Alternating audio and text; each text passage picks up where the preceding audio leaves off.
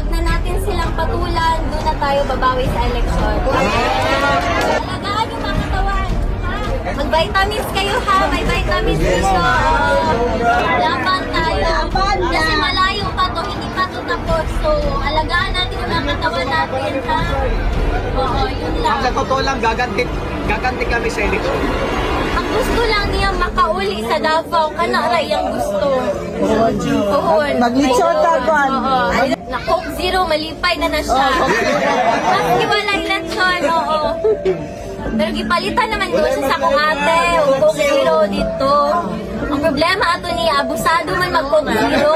Namaya ng artificial na chemical, di ba? Sa kaadlaw, kapila mag Coke Zero. Dili na po na maayo. Sa subaybay lang ta sa mga balita.